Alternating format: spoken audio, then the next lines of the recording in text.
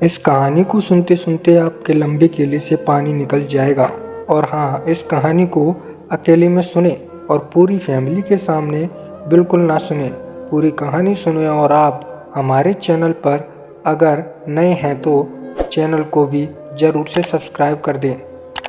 दोस्तों, मेरा नाम अफसाना है और मेरी उम्र 28 साल है। मेरे पति को एक्सपायर हुए 4 साल हो गए हैं और इत्तेफाक की बात यह है कि मेरी ननद का तलाक हो गया है। मेरी ननद का नाम नूर जहाँ है, प्यार से उसे सब नूरी कहते हैं। वह भी काफ़ी खूबसूरत है, सब लोग उसकी खूबसूरती की तारीफ करते हैं।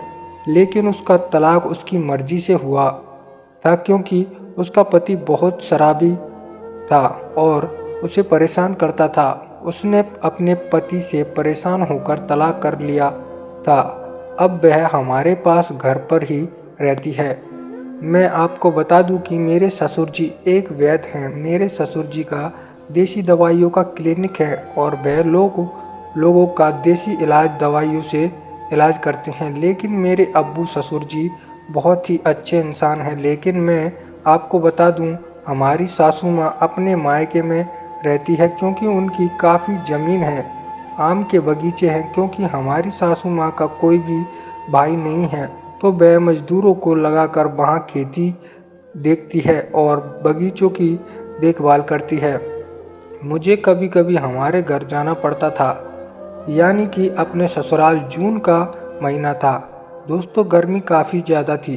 तभी मेरी ननद नूरी कहने लगी, भाभी घर में बहुत गर्मी लग रही है, अपन सब लोग घूमने चलते हैं। मैंने नूरी से कहा, वह तो ठीक कह रही हो, लेकिन हम दोनों के साथ में जाएगा कौन? और अब्बू भी तैयार नहीं होंगे। फिर नूरी बोली, मैं किसी तरह उनको तैयार करती हूँ घूमने के लिए। मैंने कहा ठीक है। फिर नूरी ने अब्बू से बात की। खाना खाने के बाद मैंने अब्बू को घूमने के बारे में बताया, लेकिन अब्बू कहने लगे, तुम्हें घूमने जाना कहाँ है? हमने अपना प्लान बनाया कि हम गोवा घूमने जाएंगे। फिर अब्बू को बताया हम गोवा घूमने जाएंगे। फिर वह हमारी बात को मान गए और कहने लगे, चलो ठीक है, मैं तुम्हें गोवा घुमा कर लाता हूँ। तब उन्होंने 3 टिकट बुक करवा लिए और हमारी फ़्लाइट 9 जून को थी, दोपहर 3 बजे की। फिर वह हम लोगों ने अपने अपने कपड़े पैक कर लिए क्योंकि कल सुबह हमें जाना था। फिर हम सुबह घर से निकल गए। हम दिल्ली एयरपोर्ट पर पहुँचे तो वहाँ पर प्लेन 1 घंटे लेट थी, लेकिन हम वहाँ बैठकर बहुत अच्छा लग रहा था। फिर हमारी प्लेन का टाइम हो चुका था, तभी हम सब लोग अपनी प्लेन में बैठ गए। लगभग 2-3 घंटे लगे होंगे हमें वहाँ पहुँचने में और हम लोग गोवा पहुँच चुके थे। तब हमें शाम को 6 बज चुके थे। अब अब्बू बोले, अफसाना अब यह बताओ यहाँ रुकना कहाँ है रात को? तब मैं तो नहीं बोली, लेकिन नूरी कहने लगी, अब्बू यहाँ पर एक होटल में रूम ले लो।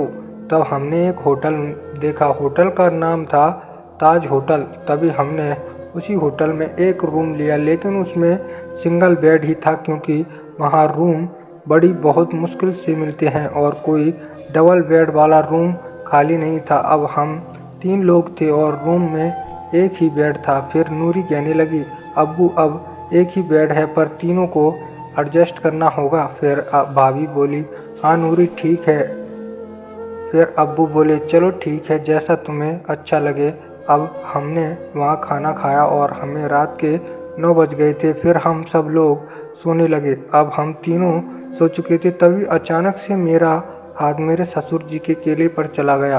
फिर ससुर जी से बर्दाश्त नहीं हुआ और उन्होंने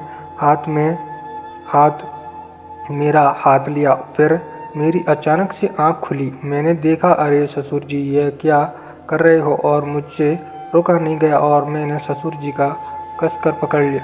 मैंने कहा, अब्बू मुझे चाहिए। वह कहने लगे, घर देखेंगे, यहाँ पर नूरी है, अगर जग गई तो कयामत आ जाएगी। लेकिन मुझसे रहा नहीं जा रहा था।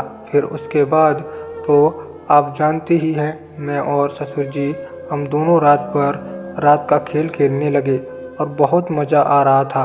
इतनी देर में नूरी ने धीरे से आंखें खोलकर देखा और उसकी आंखें खुली की खुली रह गई। अब वह भी पागल सी हो गई थी, क्योंकि उसको भी 2 साल से किसी का सहारा नहीं मिला था। और वह कहने लगी, अब्बू मेरे साथ भी करो। फिर होना क्या था, अब्बू ने हम दोनों के साथ ससुर जी ने जम के मज़े लिए। पूरी रात खचाखच किया, इतना मज़ा आया कि रात में मज़ा आ गया। फिर हम वॉशरूम में फ्रेश होकर हम तीनों घूमने निकल गए।